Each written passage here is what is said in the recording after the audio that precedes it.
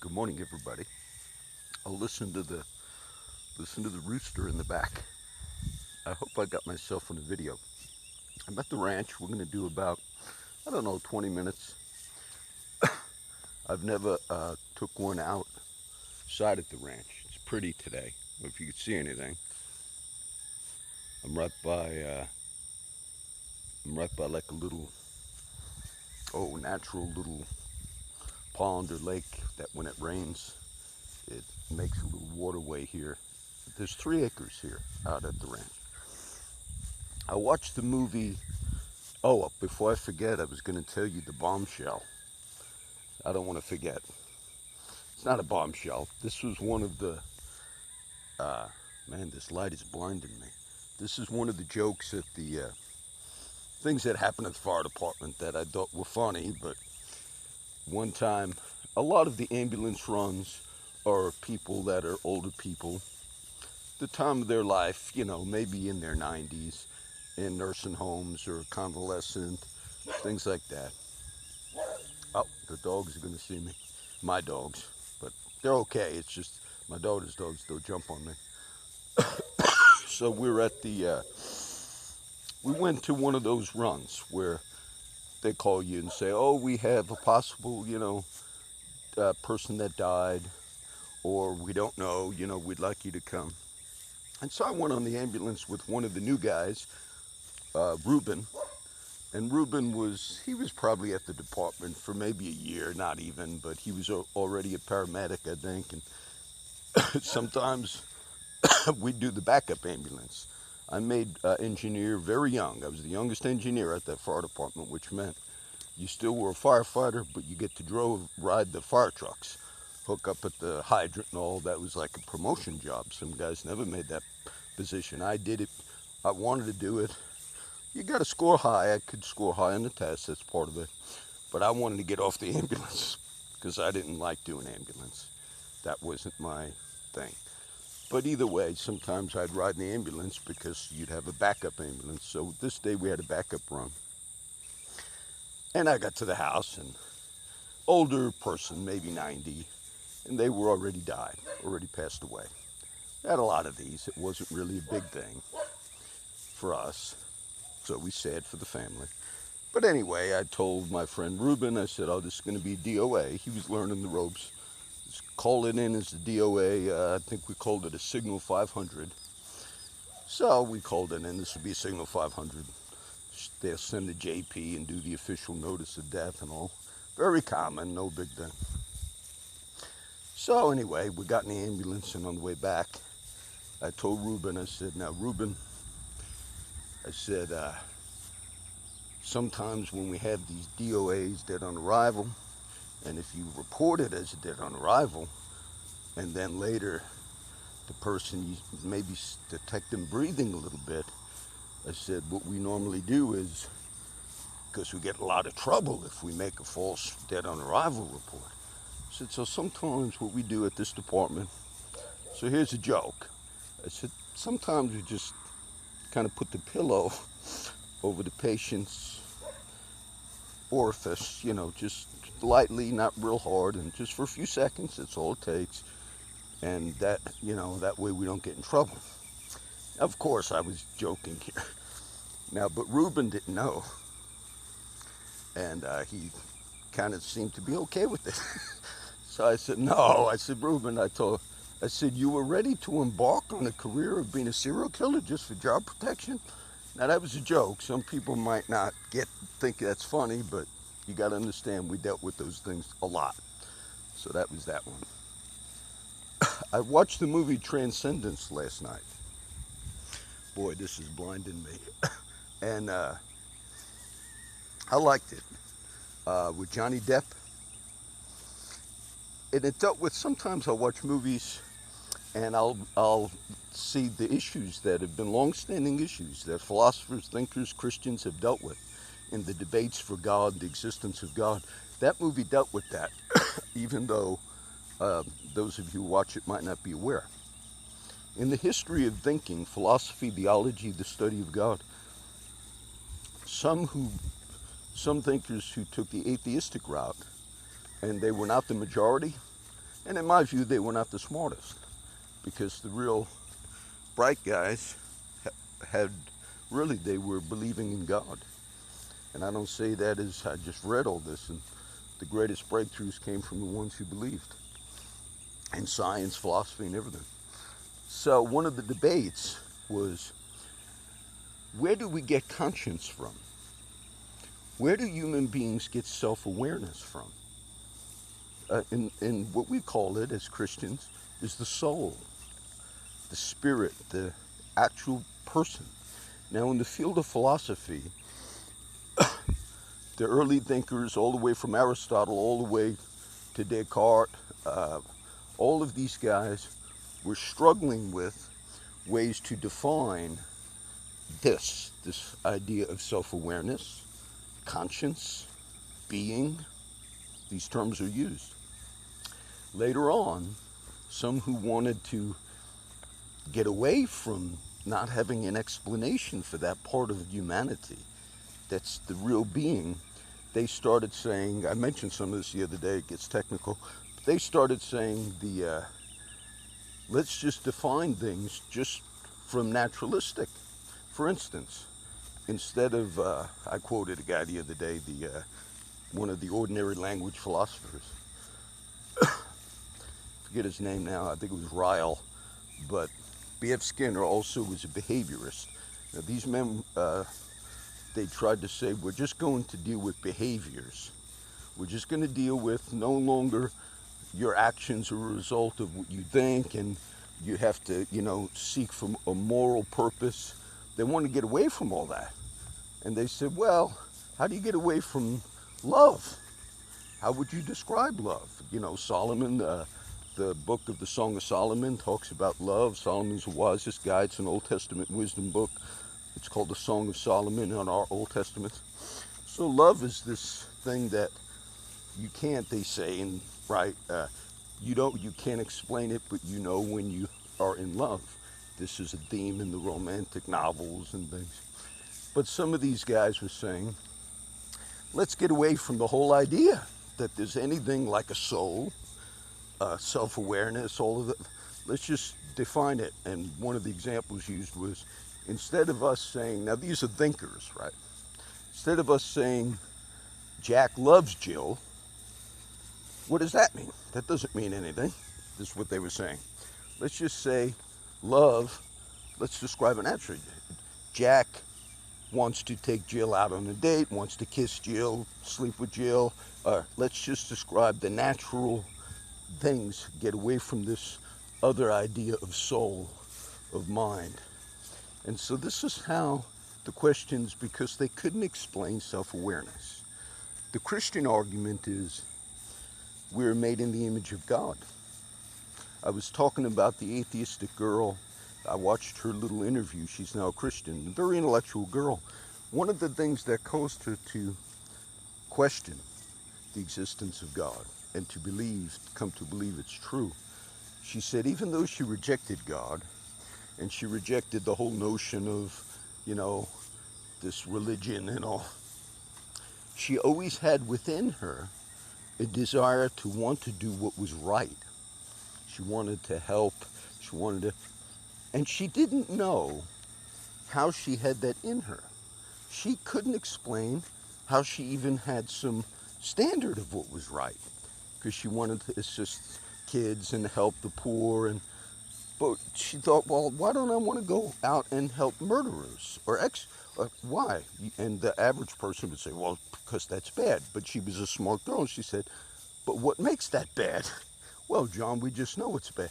We know it's bad because there's that thing called morality, which was these debates, it's hard for them to explain. This is called natural law. Okay, it's getting technical a little bit, but we're going to get back to the movie Transcendence. So this atheistic girl said, as she began debating within herself, I don't want anything to do with God, but yet I still have within me a desire to do what is right. And then she also said she found within her the inability to always do that thing which she inherently knew was right. This is what the argument the Apostle Paul makes in Romans. When I do, I think it's Romans 7. He says, when I do that which I do not want to do, then I'm testifying that the law is good and true and holy, but I am sinful. The very fact that there are things in you and in humanity that cause guilt, that people say, I do not want to do, but I can't help it. I do it, and when I do it, which is sin, I feel guilt. Even the atheist has that. And there is no explanation apart from the reality of God, moral law. He put this in us. We're created in the image of God. There's no other explanation for that whole dynamic. And the thinkers that were debating these things saw that, and they tried to get away from that. That's where you had men like Freud and others who said, the big problem with man is that very thing, which is sin, but he didn't call it that. He said it's that restraint we're putting on men, especially in the area Freud said of sexuality. So let's let man live any way he wants. That's what these thinkers were thinking. B.F. Skinner also is a behaviorist who says, let's just adjust behavior. Let's not put guilt or right or wrong. Let's get away from these concepts. I believe Skinner also teaches that. Now, Freud slept with the prostitutes in France. Eventually he got syphilis. He ended up in an insane asylum back in those days. And his sister sold tickets, $50 a shot, to visit the madman. Freud taught that just do whatever you got to do. Just even if it means the natural law, his idea of evolution, and you just advance, and if the lower people around you, you got to step on them. That was part of his thinking. And so that happened to him.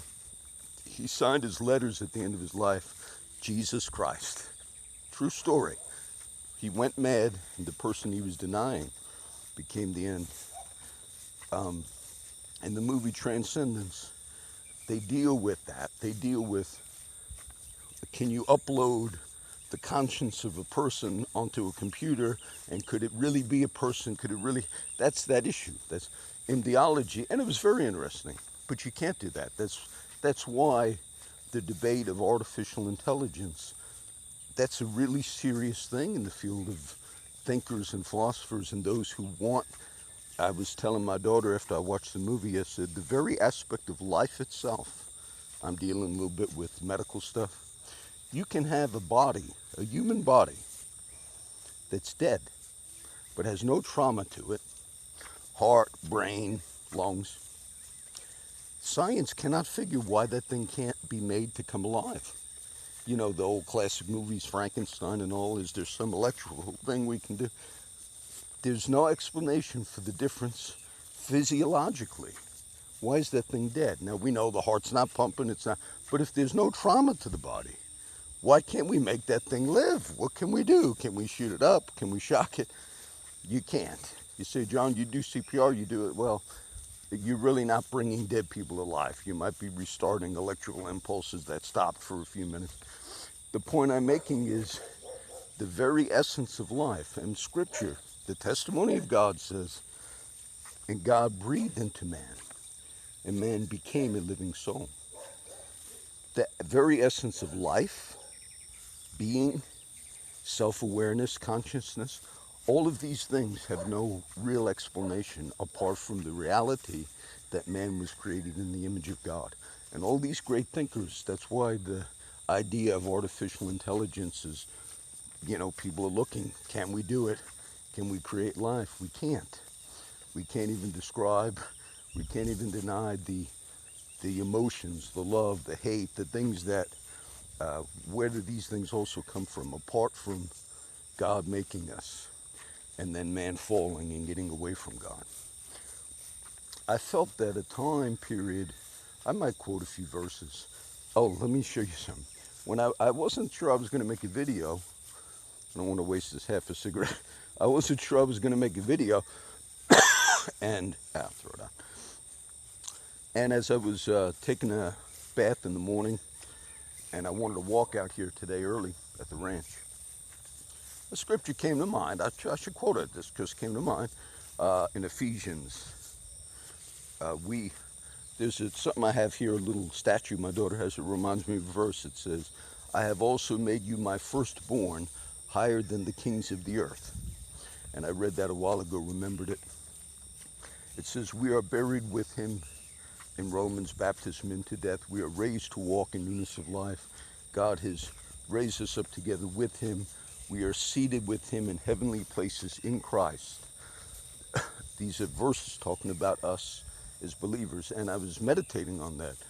You who were enemies and alienated in your minds by wicked works, yet now hath he reconciled through the body of his flesh through death, to present you holy and without blame in his sight, having predestinated us unto the adoption of children by Jesus Christ unto himself, according to the good pleasure of his will, to the praise of the glory of his grace.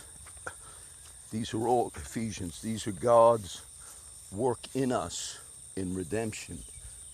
When we believe, we are seated with him, spiritually speaking. We are with Christ. Sit thou, it says in Psalms, at my right hand until I make thine enemies thy footstool. And I was thinking maybe I'll talk a little bit about seated.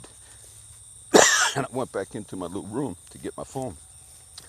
And my daughter must have found this. These are the little trinkets. I don't know if you can see it. It's a little seat. I must have bought this 3 years ago, when I was buying all trinkets. I don't know where it was. She probably found it on the floor. But I bought that one because it reminded me of those verses. And I said, I guess I'm going to talk about them today. God, when he saves us, redeems us, he brings us to himself. In theology, the term transcendence, it just beeped. I don't know what that means. In theology, the term transcendence means a little different than we normally understand it. Transcendence, actually, the definition, I have not read it, but I kind of am familiar with it. Something that's far, transcends, real far away. But in theology, in the study of God, it means God is so above us. Who can, Paul says, the love of God, it's uncomprehendable. So who can plunge its depths and understand the things of God? But yet in theology, God is very near. That's where there's a distinction. So God is way, way beyond our comprehension. It says, the fool hath said in his heart, there is no God. And those who have been denying the existence of God, some living today, before you were born, if you're one of those, before you were born, there were smarter people with better arguments against the existence of God than you have today. You're not even aware of those arguments. And those arguments by smarter people than you, by people who spent whole lifetimes trying to give, have been shot down in dramatic ways. And those people came to the end of the line, their whole lifetimes trying to deny God. And then you have new people born in each generation who are wanting to escape from it. Why, John? Because sin, rebellion in the heart of man. He wants to go his own way. And in the reality of things, he comes across this moral law, this self-awareness that what I like to do, what gives me pleasure, is sinful. In the bottom line, that's what he understands. And then to deal with that sin, he can't get rid of the guilt, and he begins to embark on this journey. Well, let's just deny the so-called being. That's why I feel guilt, because people have just come up with some fake God and fake religion. Smart people have said that's what we're going to do, and they died signing their letters Jesus Christ. So you can't escape the reality of God. Transcendence was a good movie. If you've not watched it, I just recommend you watch it. I'll probably upload this when I go back to Corpus Christi later. I hope you're enjoying these quick little brief ones. I read the paper to see a lot of the old street guys I don't see, and I just felt God was saying, I just felt that things were coming, a lot of that lifestyles, it couldn't keep going on. I recognized that with some of my friends, and they just had to deal with these issues. They couldn't keep making excuses for some of the lifestyles. and I'm not judging them as a Pharisee. I just recognized like it was a time. I read the paper, I looked yesterday. It looked like I recognized somebody that they had in a picture for a bank robbery. Could be wrong, but I always look at those stories thinking I might know them. I couldn't tell for sure, but it looked like somebody I might have known. One of the banks that got robbed the other day. The sad thing is, we can go on for so long in certain tracks, certain ways, and then they're going to have to be dealt with. That girl that was the atheist that I was mentioning a little while ago, she just couldn't get away she couldn't escape. And then she accepted. She said, God, I'll do your will. She believed. She believed in his son. So these are to encourage you. I hope you guys are falling for those little hooks I put in. Like, what's he saying on this video? Look at the title. He's talking about whores and fire trucks. So today you got the story of the pillow, which was a joke. We weren't killing people, but wait for the next video. I'm really, okay, that's the bombshell. This one, I was just leading up to it. God bless.